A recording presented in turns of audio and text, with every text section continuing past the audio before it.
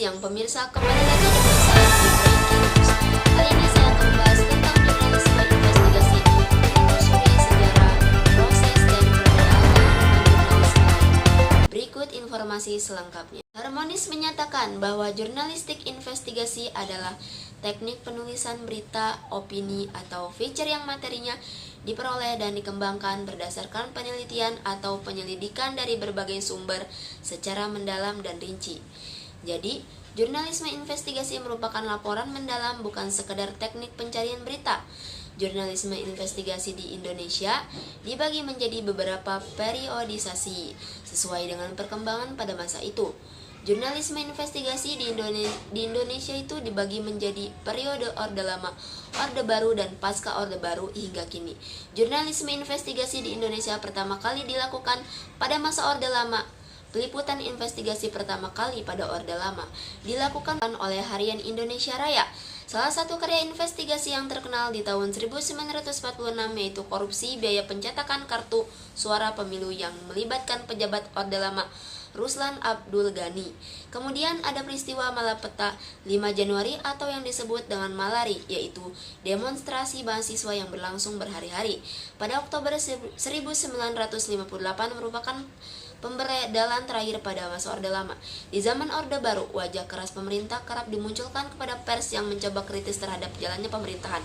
Contohnya, sejak tahun 1983 sampai 1994, tercatat 13 media ditutup oleh Departemen Penerangan yang dikomandani Harmoko yang tak lain juga bekas wartawan Orde Lama.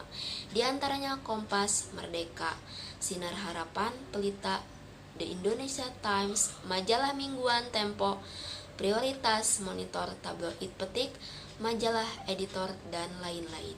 Dalam penulisan berita, terdapat beberapa prinsip yang harus diketahui dengan baik oleh jurnalis. Prinsip ini harus dipegang dan diterapkan dalam setiap penulisan berita atau informasi yang akan disampaikan kepada massa. Berikut prinsip-prinsip dalam jurnalisme berdasarkan kebenaran adalah hal yang sangat mahal dan tidak bisa dibeli dengan uang. Hal inilah yang harus disampaikan oleh jurnalis ketika membuat sebuah informasi.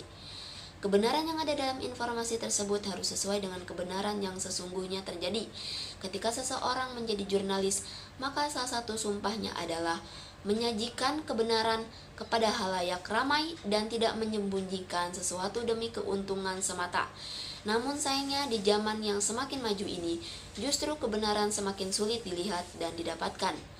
Beberapa media juga justru menjadi alat dalam menyampaikan berita bohong yang sering disebut hoax.